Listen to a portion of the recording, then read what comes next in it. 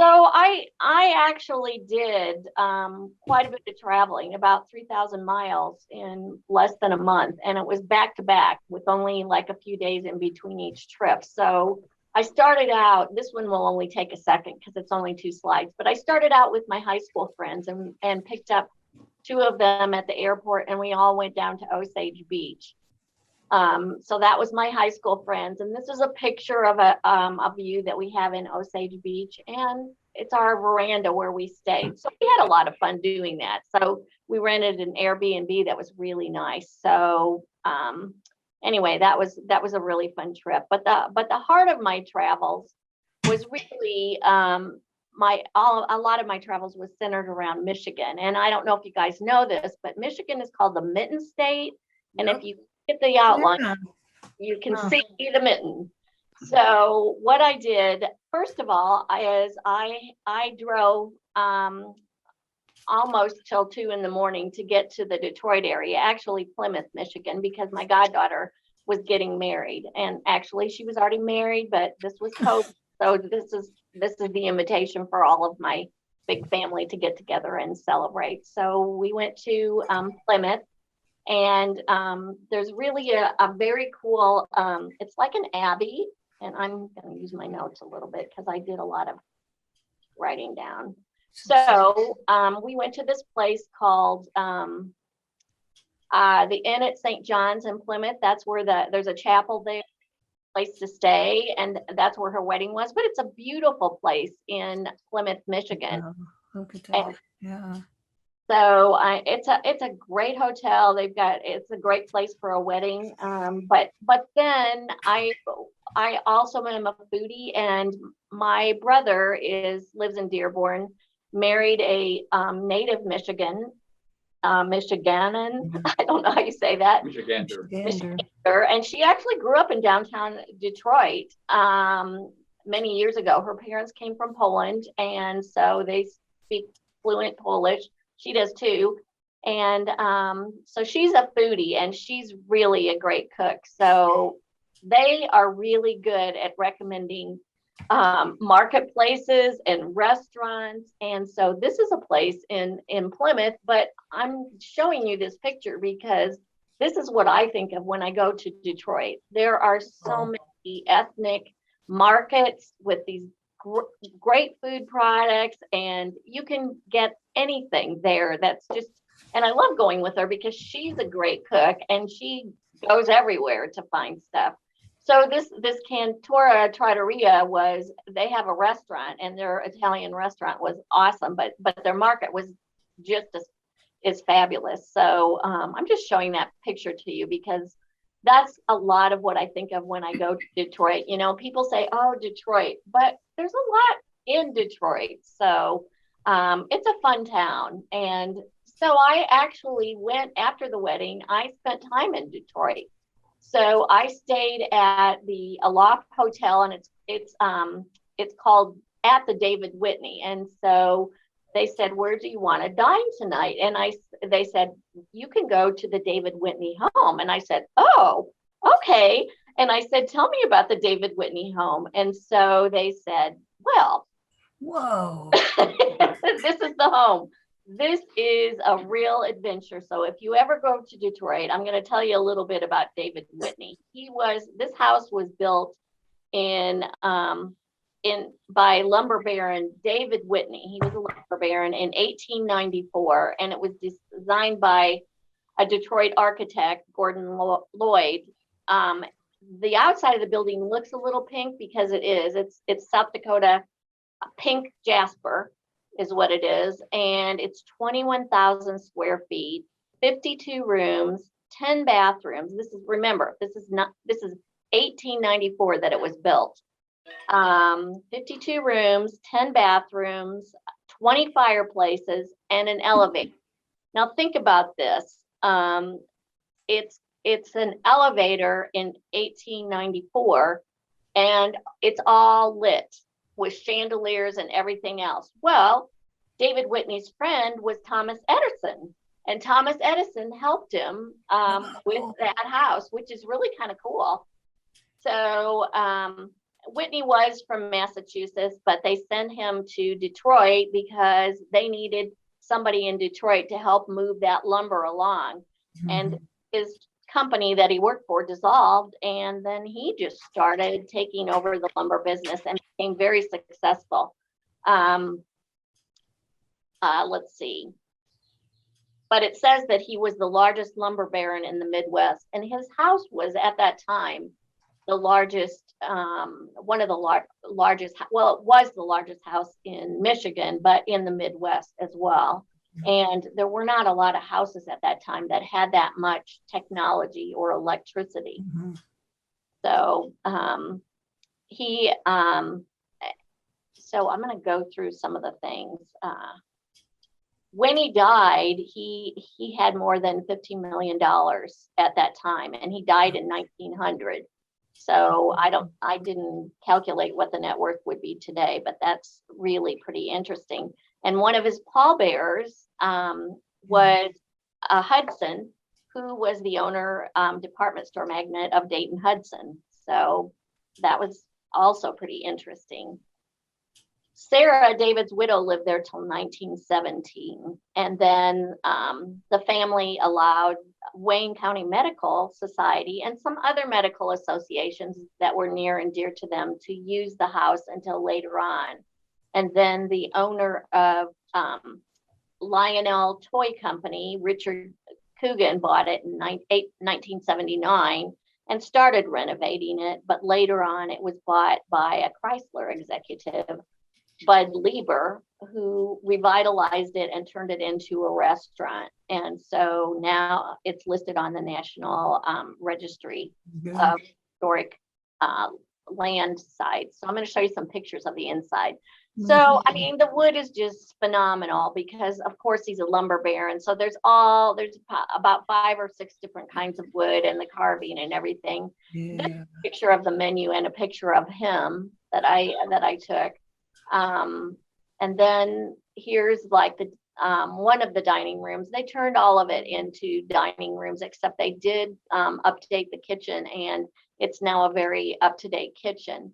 This is a picture of my food. But the views are beautiful because any room that you sit in, you can see downtown Detroit, which is really nice. And you are kind of in the center of downtown Detroit. So this is kind of the entryway. And of course, you've got Tiffany glass at all of the landings of the home. And again, here's another room with one of the, I think I said, did I say 20 fireplaces? So this is one of the fireplaces. Yeah. Lots of lumber. Lots of lumber. And this didn't take a very good picture but it's a beautiful room. It's the bar and it's all backlit. So anyway, they do a lot of fun things. And so you can be a member if you want. I'm not yet, but I think if I keep going back to Detroit, I'll be a member because they do all of these like haunted tours of the house with stories behind it. And they do all of these Christmas festivities and Easter and all of that. So it's a really fun place. And I will say it was one of the most amazing meals I've ever had. It was phenomenal. So it's not cheap, but it's very well worth it. So, oh yeah, one of the piano rooms, another one of their fireplaces. Oh, probably. Yeah. So then we move on, and we end up in the Detroit Institute of Art. And there was something that I really wanted to see at the Detroit Art Institute. And so let me just go back to my notes here. So I wanted to see, there's something that was really important to that, to the Detroit Art Institute. And it was the Diego Rivera. Have you, okay, you know about Diego. So he was a very famous Mexican painter that was painting large murals all over South America and Latin America. And he did one show in New York that caught the eye of the curator of the Detroit Institute of Art. So, so I'm going to tell you a little bit about while I show you one of his first murals. So Diego was married 5 times, but you may not have known this because I didn't know this either, that he was married to Frida Kahlo. Yeah. Yeah. In 1929. I did not realize that. And from the ages of 10 on, he had really, he grew up in a very well-to-do, affluent family. And so he studied art from age 10 on and went to college and really, really understood art. But and then in 1927, this really hurt him because in 1927, he went to Moscow and he became communist. And in less than a year, he was ordered to leave the Soviet Union because he was against a lot of the politics of the Soviet Union. But of course, the United States at that time didn't understand, communism and what all of that meant. Not that he was for it. So the Detroit Art Institute had a really hard time when this first was not commissioned because they didn't understand it then, but when they first started the write-up about it, because of course the newspapers started writing about his background history and everything. But that really made it very popular also because they ended up with, I got to look at this and see, I don't remember how many, 10,000 people visited it on a single Sunday. Can you even imagine that? Which increased their budget tremendously. So, and it was just because of his write-up about communism. So, I mean, about him being communist, even though he really, this curator from the Detroit Art Institute, along with Edsel Ford, who gave $20,000 to him for this, they visited a lot of industry in the area of Detroit. And this is in 1932 when the auto industry in Detroit was the most sophisticated and advanced anywhere in the world. And it really impressed him a lot. So he did a lot and showed a lot of the workers, and yet 1 in 4 workers was unemployed, and over 6,000 of the workers went on strike at that time. So he has a lot to say about this in his murals. If you notice, he will show a lot of dangerous scenes, working with fire, and them working with their excess force, and there's a lot of story behind what he's talking about. And I'm going to show you the other one as well. Here's the second one. And I don't have all of his pictures, but also he did all of these. And if you were a person standing in front of this mural, you wouldn't even get up to this much. So basically this is 2 stories high, this mural on a huge wall. So is it inside or outside? It's all inside. Okay. It's all inside in an atrium. It's a huge atrium. Okay. And it's covering all these walls. So it says 27 murals. So I'm assuming that this is actually 3 of the 27 because it's like 4 walls just covered with these huge murals. But he also worked with let me think of his name. He was a Park Davis, the pharmaceutical plant that was in Detroit. So some of his murals, actually, it was pretty interesting because he showed the development of the vaccine at the same time he was showing some of the chemical weapons and some of that. So he's showing some of the pros and cons of each side of society. So to me, this art really spoke to me, that he was very, very, he had a lot to say about people and about, what was going on with life. So let's see, what else can I tell you about this? I think. And Frida, actually, he was married to Frida when he did this, and Frida lived across the street from the Detroit Art Institute at the time. So, so anyway, yeah.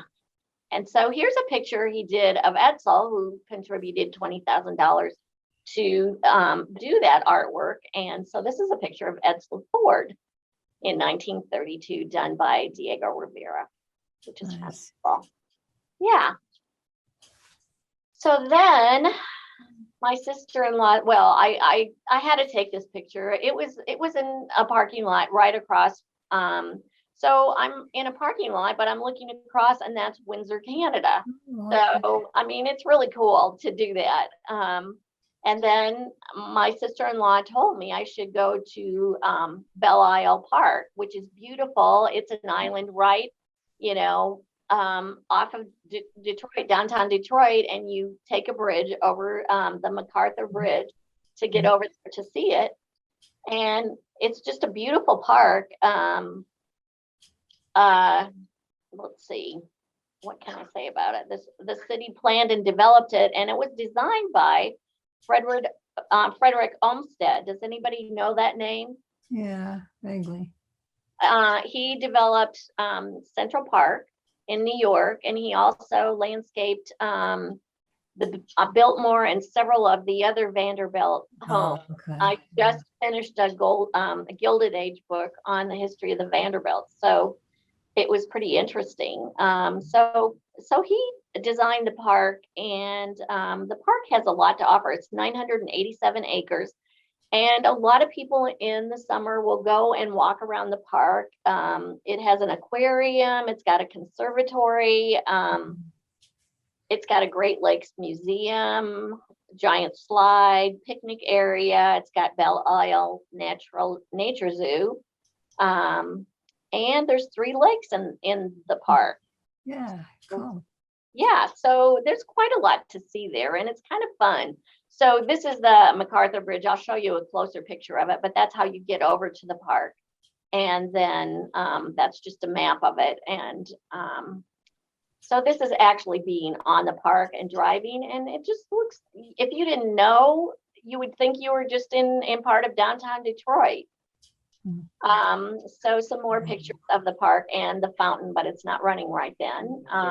And this is the Macarthur Bridge that you take over to get to the park. Jonathan and I used to go down to the fountain there to be alone. at Belle Isle Park. Yeah, when we're dating. Yeah. So I've just been talking to Joan and Jonathan, and they grew up in Michigan. So they know a lot about Michigan. And so I was excited when they came to talk about this. Then the next thing I did was I planned to go up north. But I did see one more thing in the Detroit area. I forgot. Here's just a rendering of Belle Isle looking back towards Detroit, Park Bench. Sorry, that's a conservatory. And then I saw the Van Gogh immersion in Detroit, which Awesome. was really amazing. I only have a couple pictures of it, but I just wanted to mention it because it is really seeing. So if you get the chance, it's actually 2 parts. And I think I only took pictures of the second part, which I think this is what they call the immersion. And basically you're in this room and they project all of his works and they continue rotating both on the walls. I mean, it's got to be a huge, and then on the floors. So the color and the vibrancy and everything about it is just amazing. But the first part is a bunch of slides you walk past that have his history. And I think they were dividing those 2 parts up in Kansas City. So, but I don't know what happened. I think it's kind of was put on hold. Is that what happened for a while? Well, it's here in April. Okay, so that's in No, April. April, or maybe it's May. It's early May. Okay, but if you get a chance to go see it, I would highly recommend it because it was really worth it. So the next thing I did was I went to Traverse City and stayed in that area for a little while. And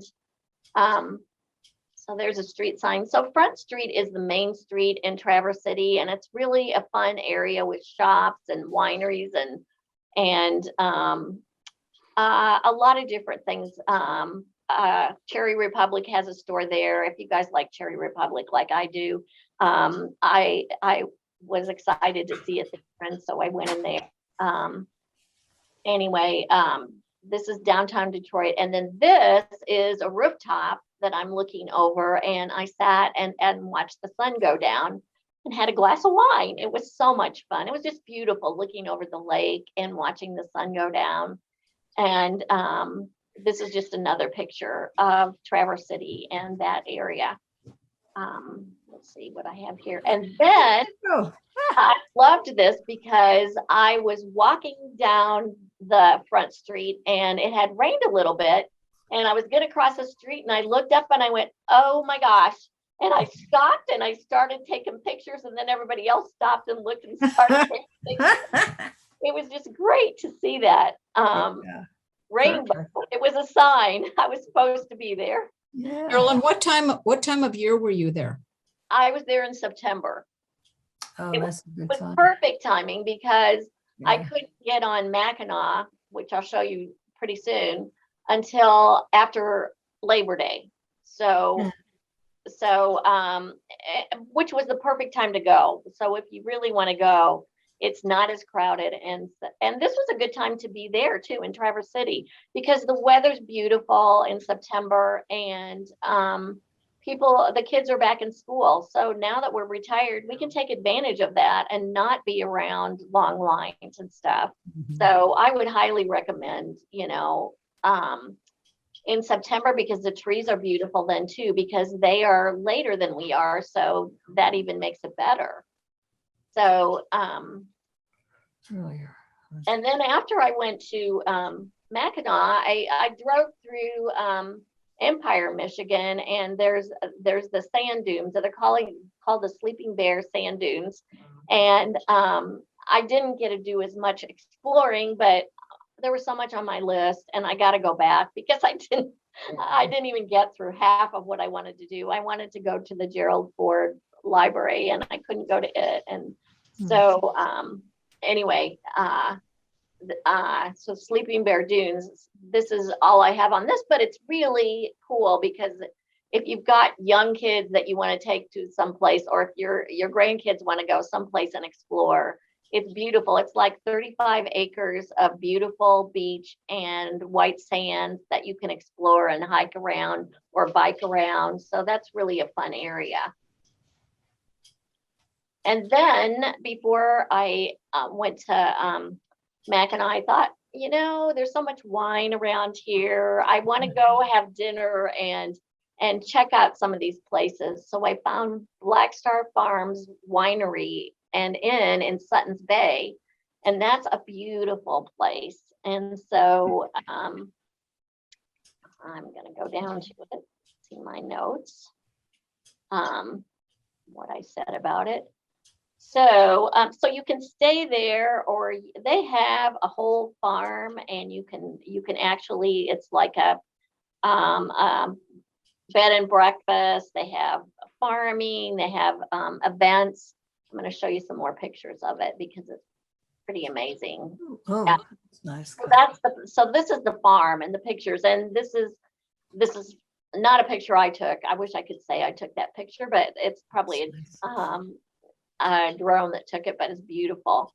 And it looks like that from the ground, and the trees were like that. It's September, so it's beautiful. Here's some more pictures of the farm and the place that you stay. And there was the place that I did the wine tasting was over here, but they have stables that you can ride horses and things like that. And so it was really a real fun time. And I met a couple of educators, and we sat and drank wine and talked about, things. So it was just a lot of fun. And here's one of the deck area that I sat out and looked out to see beautiful plants and their shallots. their menus. So it was a lot of fun. Garlic is misspelled once. I didn't do that one. But I'm not the best speller, I hate to say. Okay, so here's another picture of the farm and their vineyards, which I thought was really cool. Oh, vineyards. Oh, okay. Yeah, I think they're all screened or netted for some reason. I don't know Okay. why, but I took that before I left. Then I drove on to Mackinac, and before I got to Mackinac, I could see the Mackinac Bridge. And I don't know if you guys know very much about the bridge, but it's pretty cool. It's 5 miles long. Oh, It is a huge bridge, and it opened in 1957. And it says that it's the world's 26th longest main span, or it's 26th longest main span and the longest suspension bridge between Anchorage and the Western Hemisphere. So 5 miles long is really long, and a total of 25 different vessels since 1884 ended up sinking around that bridge. So you can actually drive around. I mean, you can actually get somebody, if you're a licensed scuba diver, to go down and look for some of those things, which is pretty interesting. Some of the stories about them. I mean, of course, a lot of it had to do with ice, but not all of it. So it's pretty cool. So they have, and this was fun because I was there right after Labor Day, and one of the events, they don't do a lot on that bridge, but they close the bridge down a few times a year, and one of them is to run over the bridge. And so they actually let people run over the bridge, and it used to be that they had to take a bus over to, okay, you guys were right about Saint Ignace, because it's not what I thought it was, because I looked at the spelling. Saint Ignace is on the Upper Peninsula. And so anyway, you took a bus over on this side of the bridge and you ran back, and then it was up to you to figure out how to get back to your car. Right. But they've changed that, and now you can go halfway and turn around on each side. So it's kind of funny. But the parade that was going on when I was there, one of my friends told me about it because I went to Iowa State. So I have a lot of farmer friends, and one of them actually has done this before. That is the antique farm implement tractors and different things like that. They do a parade over the bridge then. So they closed the bridge down and they let them go over the bridge. So that's pretty unique. When I was a teenager, we would walk the bridge. You know, and you had buses bringing you back. Oh yeah, this is the Labor Day thing. Yeah, you walk over the bridge. You didn't have to run. You could walk or run. Okay. Yeah, and then you get bussed back. Oh, that's good. Yeah, they changed it over the years because at first it was just one way, and then for one part of the time they only had 2 lanes closed. And then they just closed the bridge down completely. Well, that probably stops traffic for a long time because it's 5 miles for all these people to get over. So that probably made people really mad.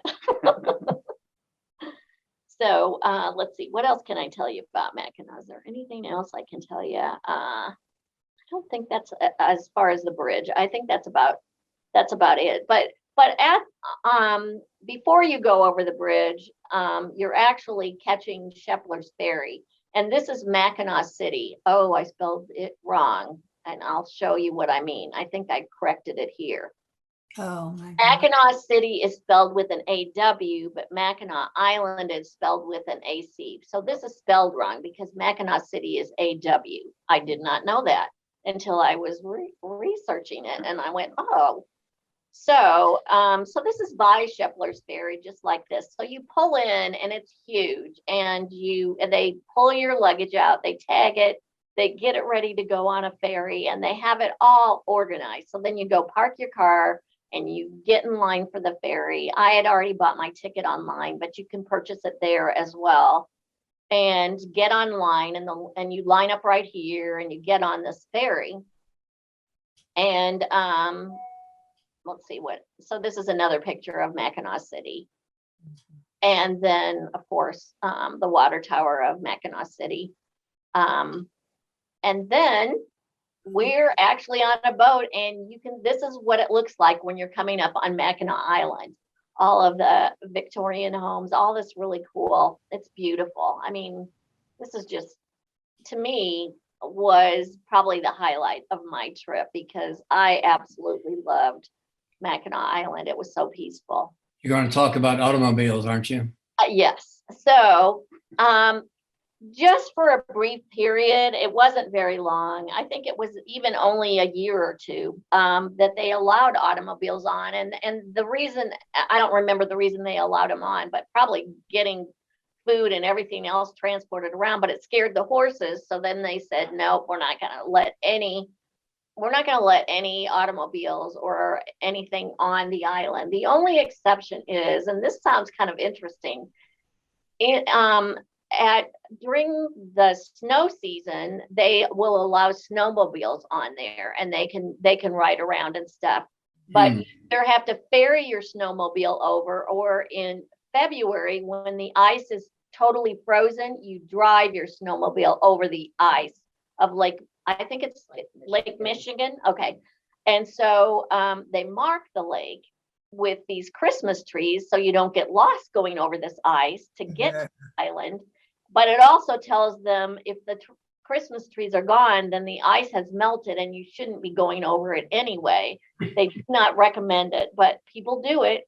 And sometimes that's how they have to actually there's a few operating places, but most businesses will close up after October. And there's only like 2 places that you can stay on the island after October until it reopens in like May or maybe April. It may open in April, but I was thinking May. So, there's one grocery store that stays open, and there may be a restaurant, I can't remember, and 2 places that you can stay. So it's kind of interesting, actually.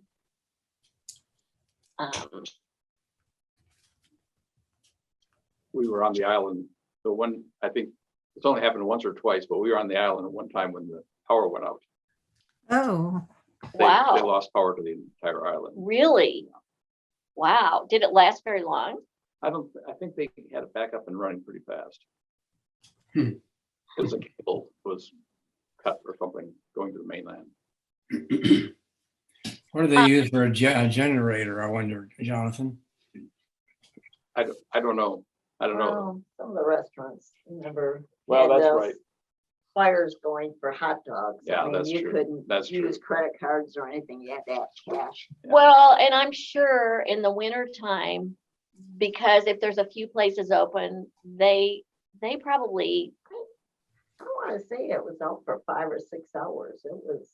It was dark in the stores, so you Yeah. couldn't shop yeah, either. Yeah. So, yeah. yeah. Wow.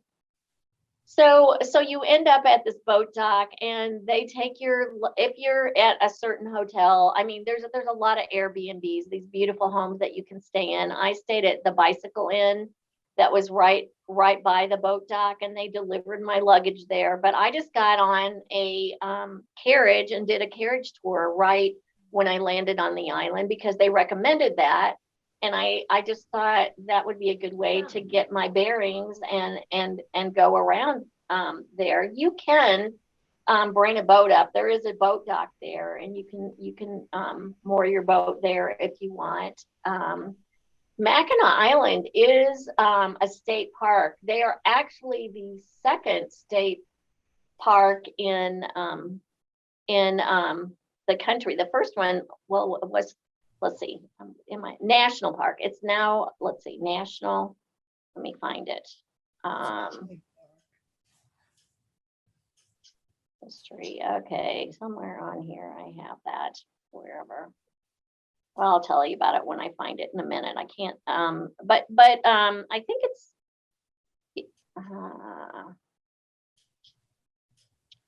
Well, anyway, they were the first state park in Michigan. They were the second, I think, I want to say national park behind Yellowstone.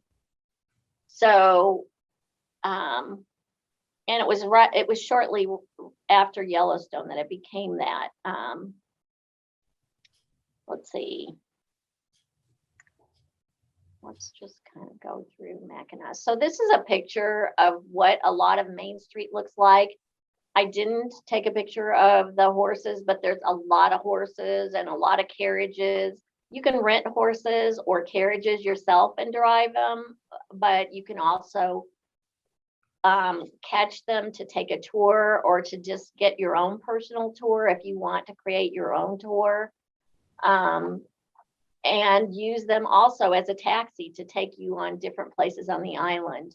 I will tell you that to ride around the island, it's 8 miles, and I rented a bike, which is, I would say, is probably the easiest way to get around. And so I just rented a bike one morning and I went around the island, which only took like about an hour and a half. I stopped and took a lot of pictures too. So it was a lot of fun. And there were people on bikes riding around, but it wasn't as packed as it probably would have been if it was before Labor Day. So it was a lot of fun going around the island and seeing all these beautiful views. I would like to, next time I go, to go ride through the island and see a lot of the forest area, because a lot of it is forest. So so like here's kind of towards the inside of the island, and there's 2 cemeteries, a Protestant and a Catholic cemetery.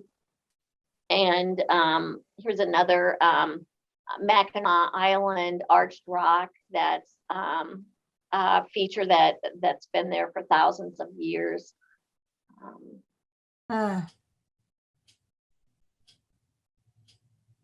Yes, Julie, did you have something to say? No. Okay. Okay. All right. So, and then, let's see.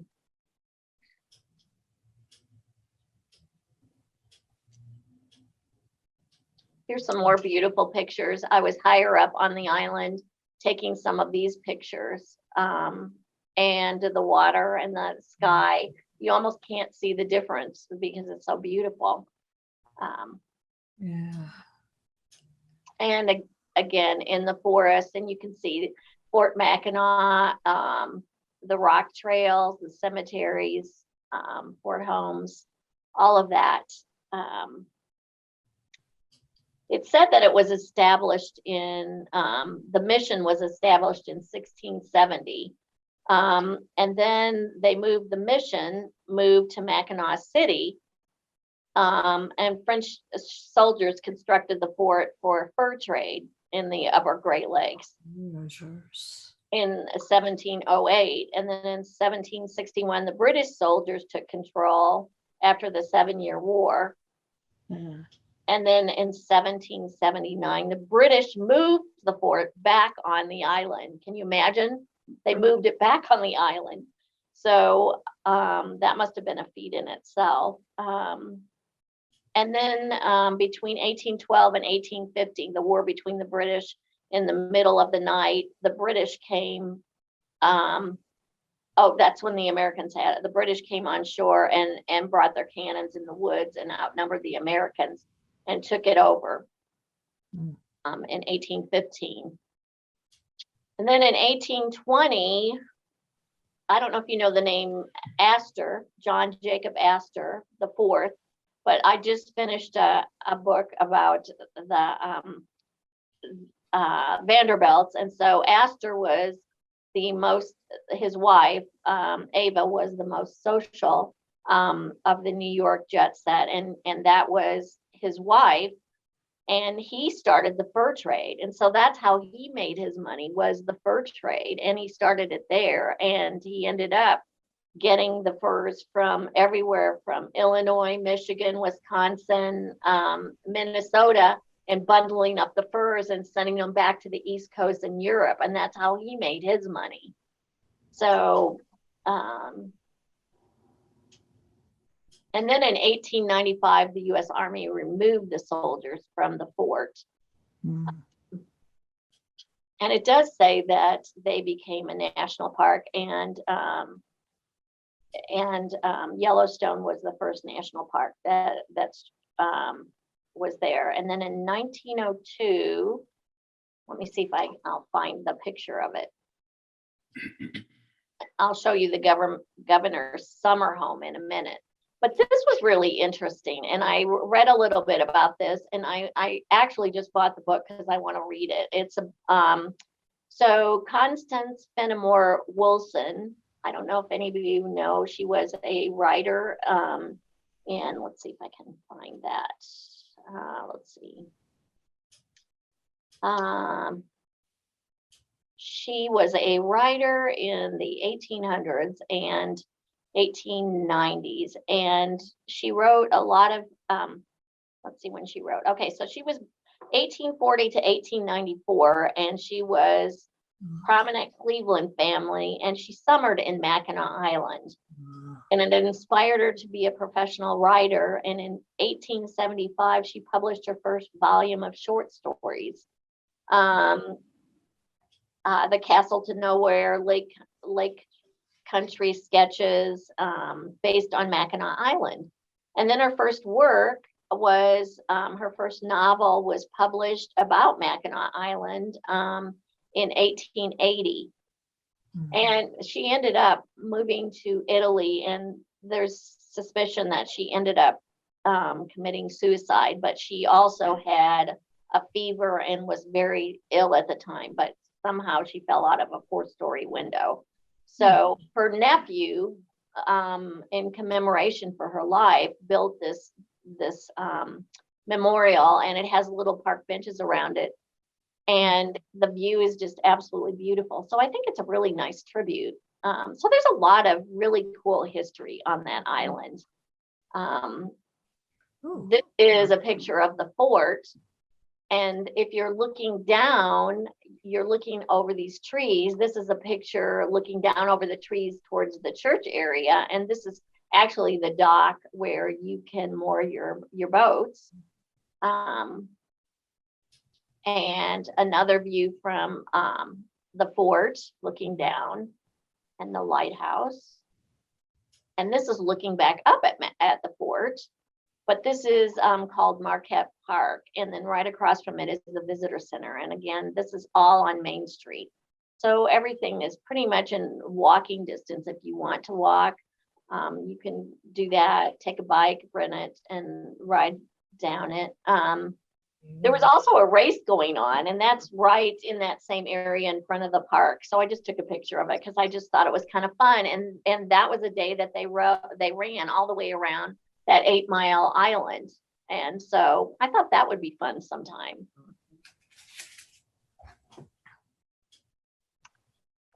The Grand Hotel. So, let's see. Garden. Wow. It's just, it's pretty amazing. Proper Let's see. dress, yeah, a proper dress. Yeah. Dress code, huh?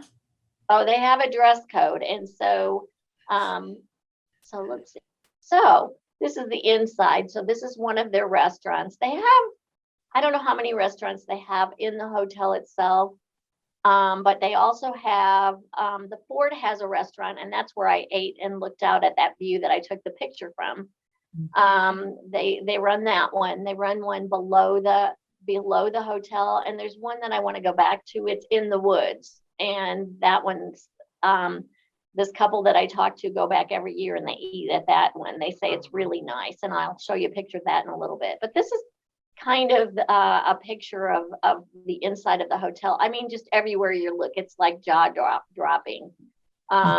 This is the cupola that's on the top of the Grand Hotel, and I went back there several times because the views are amazing all the way around the island, and taking pictures. This was a picture of their pool, and that's the Esther Williams pool, where they filmed a movie. They filmed 2 movies on the island. One was with Esther Williams. It's a huge pool. And the other one is Somewhere in Time with Christopher Reeves and Jane Seymour. And that was at the Grand Hotel. They did quite a bit of the filming of that. That was one of my favorite movies. So they will show that movie there if you want, which is really cool. And they do have a special attire. So you have to wear a coat and tie if you go down to their dinners in the evening. And if you want to walk on their grounds and you didn't stay there, my brother stayed there, but I didn't. I think it was pretty pricey when I could have stayed. I may stay there sometime, and I'm sure that you can get good deals. But you pay $10, and the $10 that you pay is to walk around the grounds or sit on their porch. They've got a great porch too. I'll show you some more pictures. So this is one of the rooms that's in their hotel. Here's the porch. You can sit out and look over all of the water and the grounds and all of that. This is right next to the porch. The porch is right up here. Yeah. And it's like 650 feet of porch. It's huge with I don't know how many rockers. This is right below it. So when you're sitting on the porch, you can see this. This is their garden area and the water. This is the restaurant that's in the woods. A picture of the inside of the restaurant, and this is the outside of the restaurant, and it's back farther in, and I would have had to take in a taxi that night, and I was only staying there 2 nights, so I didn't get a chance to go, but I'll probably go again sometime. So Where did you stay with me? I stayed at Bicycle Inn, which is right that's across right. from the dock, and it's a really nice place too. And I would recommend anyone that takes your luggage from the ferry to the hotel, but you can still carry it if you want, but remember you're walking, or you're putting it on a horse and buggy too. So let's see, what else can I tell you about the Grand Hotel? So there's a lot of cool things that with the Grand Hotel, I just kept reading more and more, like during the winter months when they go to close it in October. You can rent a room there really inexpensively and help them close up the hotel and help bring in all of the rocking chairs and other things. So there's only like one restaurant that'll be open then, but you can probably save money and do some fun things like that. Or I don't know if they're open in the winter. I don't think they are if they're closing up. But there's other places to stay in the winter for snow mobiling or even ice skating. There's an ice rink that's down by the park too, or behind the fort. So that's pretty amazing. So this is to the right this is the governor's summer residence, which is pretty cool. And I did not get to tour it, but you can tour it. And you can tour the first floor. So probably that's something I would like to do the next time. So in 1902, it was built as a summer residence, and I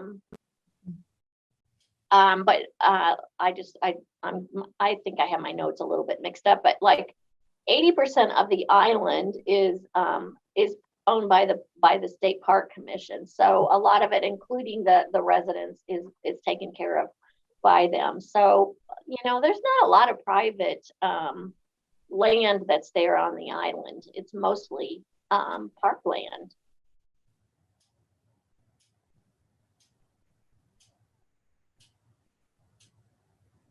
And again, that's down looking at the park, and that's where you moor your boat if you want to stay there. If you want to drive, if you want to bring a boat to the island, you can do that. More of the island. And this is pictures I took riding around the island on my bike. I just thought it was just beautiful. This is St. Anne's Church, and it still operates today. And so that's a really pretty church. It's pretty. There's a lot of old buildings you can go inside and tour. And there's one old church there. I didn't take a picture of it, but you could go in and see the stained glass windows that had the history of Mackinac Island on it. Now, let's see, I got 10 minutes left, so I can probably go through this pretty fast. This is the third part of my trip, and I'm going to pick up one of my sorority sisters in Oklahoma City, and we're driving to Sedona via Albuquerque. So, so these are only a few slides. They won't take very long.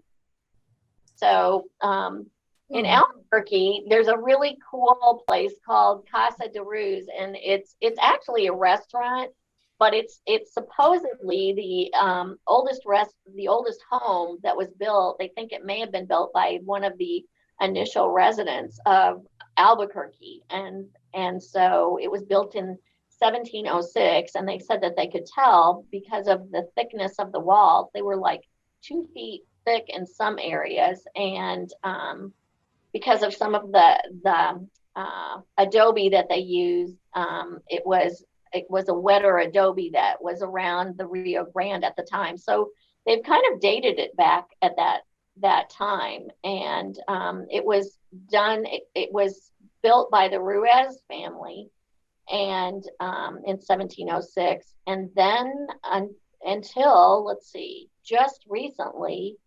I'm trying to think. Inhabited by their family until 1991, when the last person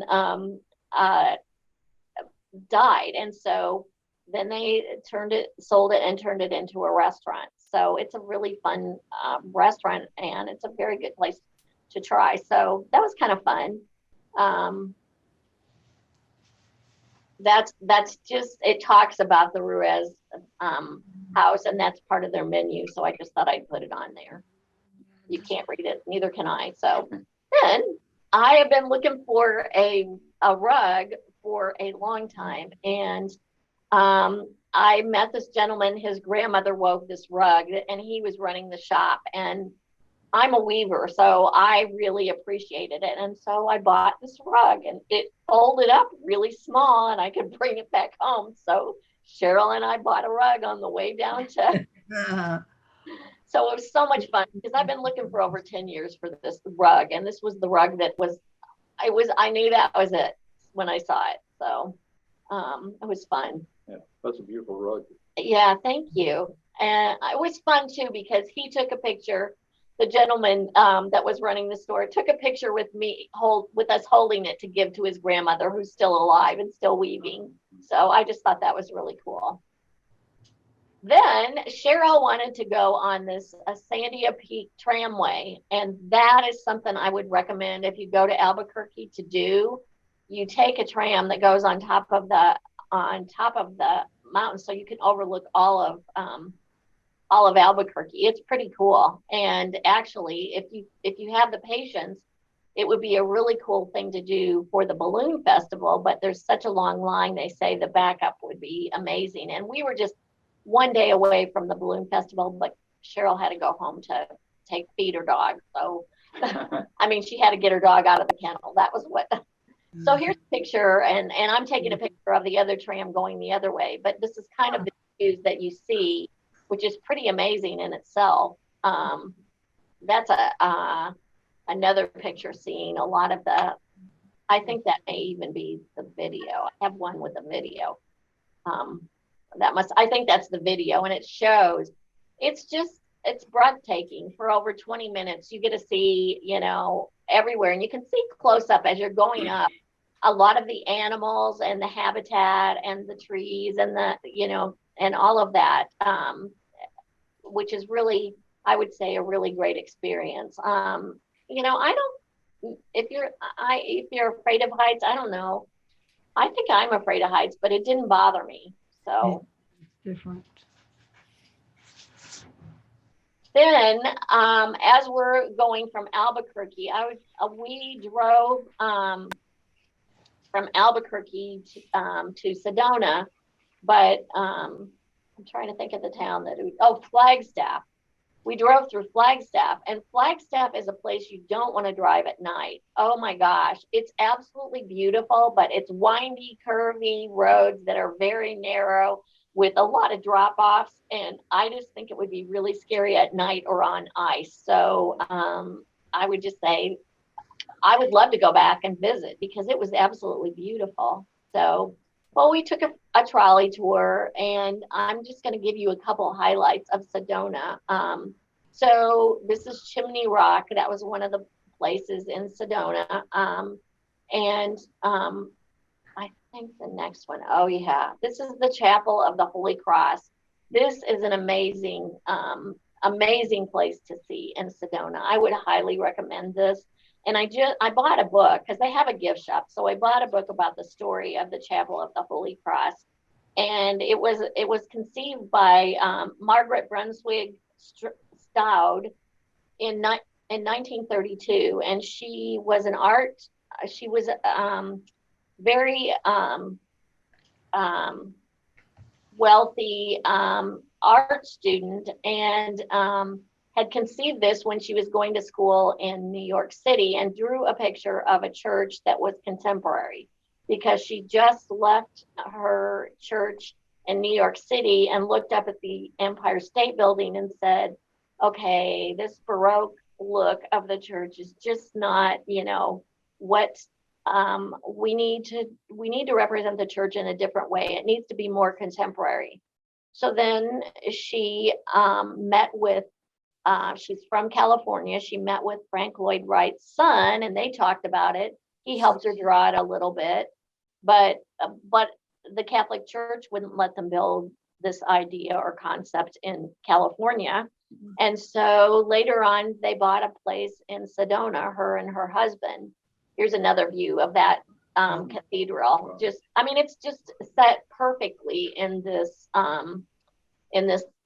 stone. And so that's when they spent many hours and many days and many weeks looking for the right place and the right rock to build this church. And when they built this they didn't actually build it for 25 more years. So what happened was, let me see. So it was built in it was built in like 1977, and there were no roads.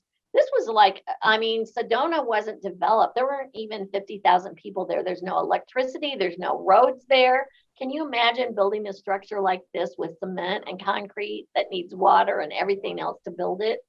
And the way that the book talks about it. And luckily her father was in pharmaceuticals, and he had buildings built, and she used that construction agency, and they had a contractor and a foreman they didn't give up on anything, and they figured out how to do it. They even had to bring people in to work on it, because there were no workers around there that could, that knew how to do that.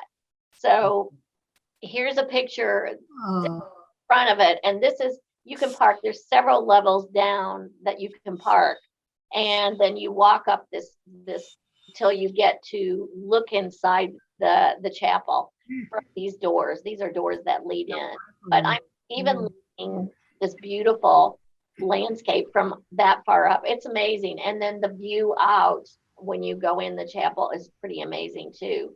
So here, let me go to the next one. So this is a picture inside, and they actually replaced the crucifix. It was a very contemporary crucifix that looked, I thought it was cool, but a lot of people had a hard time with it, and it just mysteriously disappeared during her lifetime. And she liked it, but she actually hired an artist in California to do it, but I don't know where it went, but it disappeared, and now this is the representation. But and I think I have an earlier picture, but I didn't put it on here. So, but when you look out, you can see these beautiful views, and it's just very peaceful. It's not very big. You can see the wall, but it's just very majestic and very, very soothing to sit in there and just, contemplating. And here's another picture. So this is looking down, and there's a house down there, but this is also looking inside. To me, that was well worth it. And that was one of the biggest attractions back then when it was first built. And actually, for many years, there was no road up there. So all these people were going to see it. And, I can't imagine how they just trekked up there, and they actually didn't have anybody to take care of it. And her friend finally came and actually lived in the church and started a gift shop. That's what they wanted to do. So she kept cleaning the church and running the gift shop. And that's how it became even more sophisticated on the inside and everything. And they got more money, and because there were, you know, people that her friend would make all of these signs saying, do not go up on the altar. And then when they went up on the altar, she'd make another one that says, did you not see the sign that said, do not go up on the altar? And, you know, so she lived in it for like 5 years and helped run the gift shop and everything. And it's kind of a cool story about it. Let's see what else I have. Oh, that's the end. Did they tell you much about the house down the hill there?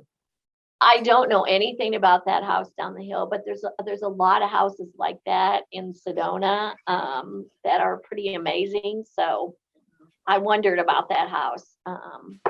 So anyway, so any questions? Oh, thank you. It was fun. Very much. Oh, you're welcome. It was a lot of fun.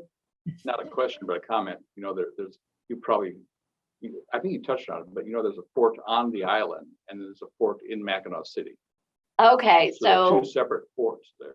okay, they acted like they moved the fort back from the city onto the island. So maybe they kept, They may have reconstructed it. yeah. But there's a fort both places. Oh, that's now. good to know. And the next time I go, I will visit Mackinac City with an AW. Well, and you need to get a pasty when you're there. Oh, yeah, I heard about that. The- Do the you know what pie. a pasty is?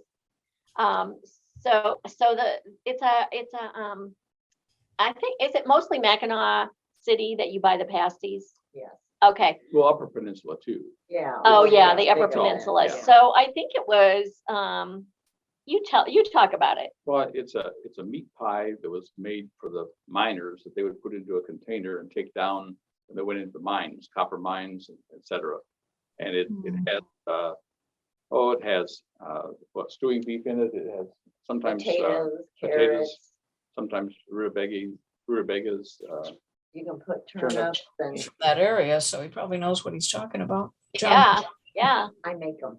yeah. She Takes a does. lot of hours though. It's Yeah. about 3.5 hours. I make like 12 to 13 at a time. And I don't tell the kids sometimes because otherwise they come over the house and they want to eat them up right away.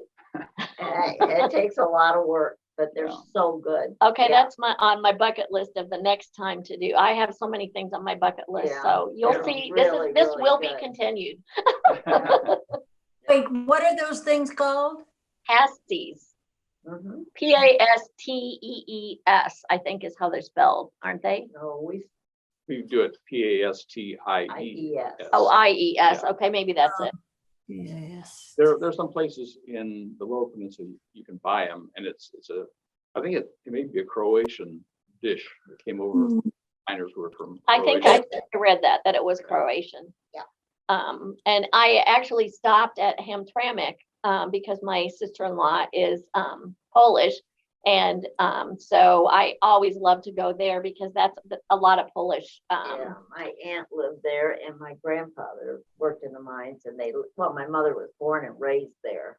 And that's a Croatian Yeah. town too. Uh-huh. So, it's a lot of fun to go visit as well. That's right outside of Detroit, but they have the gift shop that's there also has another place in the upper, like outside of Traverse City too. Yeah. That's kind of fun to visit. So I, of course, visited there too. Right. Yeah. So, but, and so one last comment. I have a car that is built in Michigan and I got a flat tire right after I went over the bridge to go drive through the Upper Peninsula and back down through Wisconsin. Well, right after I got over the bridge, I got a flat tire and nobody has a tire for a regular sedan in the Upper Peninsula. They all drive trucks or SUVs. So it took me 2 days to go anywhere. I had to stay. But George's Body Shop is the place to get broke down right around that area because he fixes everybody's car and I trust him and he did a great job. And I even called the Cadillac dealership because I didn't believe them that they didn't have any tires that would fit it. So I called a Cadillac dealership that was local and they said, oh no, we don't have those tires. It's like, nobody drives, they all drive for snow and ice Yeah. and that. So anyway, yeah. Oh, well. Okay. Well, I think we're out of time, so. Thanks, Marilyn. Oh, Thank you're you. welcome. You're Thank you, welcome. Marilyn. It was I fun. will talk to you later. See you guys. Bye. Bye.